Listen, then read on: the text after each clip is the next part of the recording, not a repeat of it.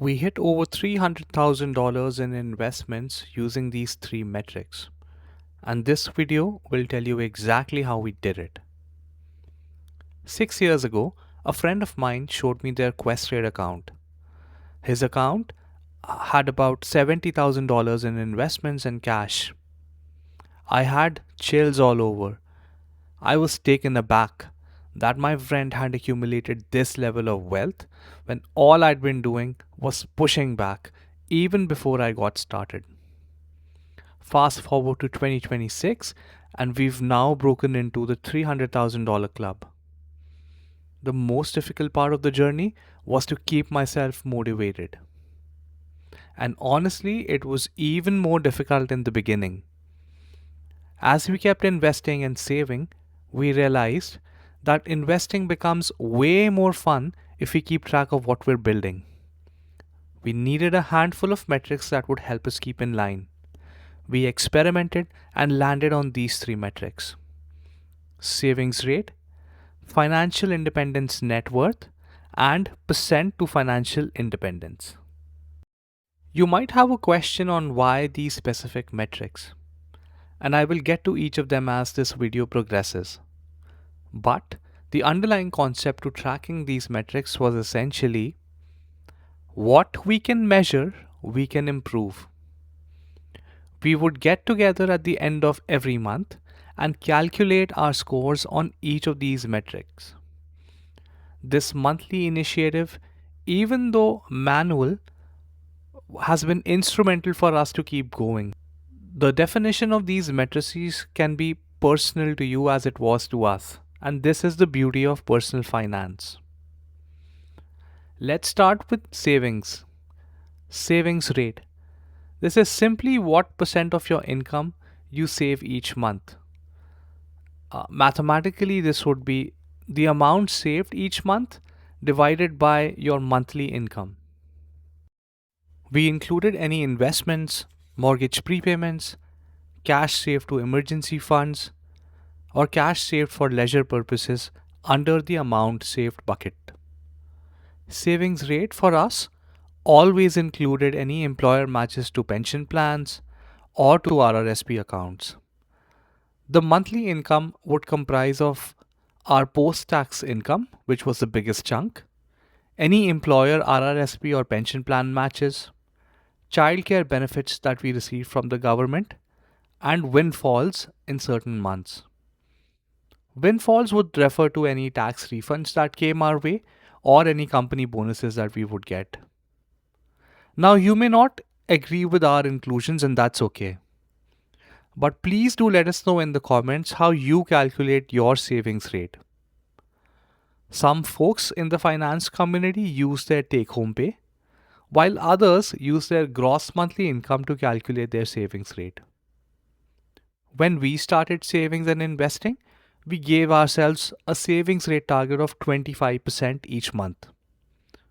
We did not have kids when we began this journey and had just closed our house on a decent interest rate. Each year, we either kept the same target or changed it. We've even lowered our savings rate target to 15% or 10% in a given month when one or both of us were on parental leaves. When our income dwindled, we tried to maintain our savings rate target to the best of our ability. For context, this is what our savings rate looked like in 2024. I've tabulated this by month in a relatively pretty visual here. But I assure you, the spreadsheet that was used to calculate the savings tracker looked a lot more messy. You might disagree with how we're tracking our savings rate, and there is 100% better way to do this. But the magic is honestly in tracking the savings rate month over month and year over year. The process of tracking and managing your savings rate is what makes a difference at the end. You see, every year our income went up a little bit, but we managed to keep our savings and investing despite that cash cushion. Our goal was to always try and maintain the same savings rate that we decided for the year. In months that our savings rate plummeted, we generally had an explanation. There were periods of life when only one of us was working, and then there were periods of life when one of us actually took a short sabbatical. And this is completely fine. What's important is to allocate or to move out your money out of your checkings account to an investing or a savings account before you get to spend it. If you're enjoying this video, please consider giving us a thumbs up and consider subscribing to Minivan Millionaire Plan. Let's now move on to the second metric. We've saved our money and now we need to put our money to work and then to continue to track it. For us, the metric we found the most useful was financial independence net worth. Your net worth is defined as your total assets minus your total liabilities. You could choose to include your home, your vehicles, your cash, your jewelry, among other things in the assets section of this calculation. And you would include things such as credit card debt, mortgage, any other lines of credit or payments due under liabilities. If you are looking to understand where you stack up against Canadian families, feel free to check out this video. Definition of net worth was slightly different. We stuck to investments in our tax sheltered account and any other brokerage accounts. We did not include the equity in our house, the current price of our vehicle, any jewelries, etc. We believe that for us, the money that would truly help us gain financial independence is what we needed to track. This would be the pot that would replace all of our active income, and so we stuck to this definition. Each month, we would total everything in our TFSAs, RRSPs, and brokerage accounts and come to a financial independence net worth amount. To give you context, our financial independence or FI net worth was $14,000 in July 2021. Our FI net worth in July 2026 was over $350,000. You may be feeling that we had certain advantages that help us get to this number over 5 years. You may feel that we had certain advantages that helped us get to this number. Well, maybe we did, and maybe we didn't.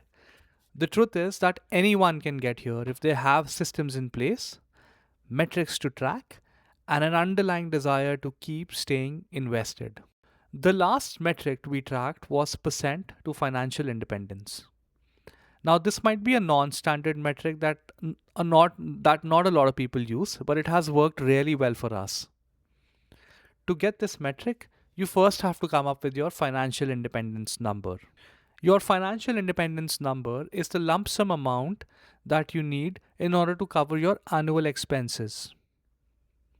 In traditional finance, this number is 25 times your annual expenses. Now, when we came up with this metric, we calculated our annual expenses to be about $60,000. We also looked at several financial independence calculators available online that factored inflation, and so we took our number up to about $1.72 million. Is $1.72 million the perfect number? Probably not. It's probably a little higher, but it gave us a target that we can track against. And a moving target is better than no target. Note that we had some assumptions built in here. The biggest one is that we're assuming that we will have a paid off house by the time we hit financial independence. And we will not have to account for a mortgage or rent once we are financially independent or close to retirement. Our percent to financial independence was $14,000 divided by 1.72 million in July 2021. This as a percent would be less than a percent or 0.8%. Today, this metric stands at almost 22%, which means that we are 1/5 of our way to financial independence. These three metrics work together beautifully. The base layer is the savings rate. This is the groundwork, the operations to your financial empire. We then roll up the savings rate to a FI net worth. I call this the mid level layer. It shows us where we currently stand. And finally, we had the percent to FI. This to me is the strategy layer. It shows us where we have to go to get to our target. The best thing about tracking these matrices is that you can always go back to the drawing board at each of these levels. For example, if your savings rate is low, it could mean that you have a spending problem, or it could mean that you have an income problem. Sit down with your friend, sit down with your partner, or introspect.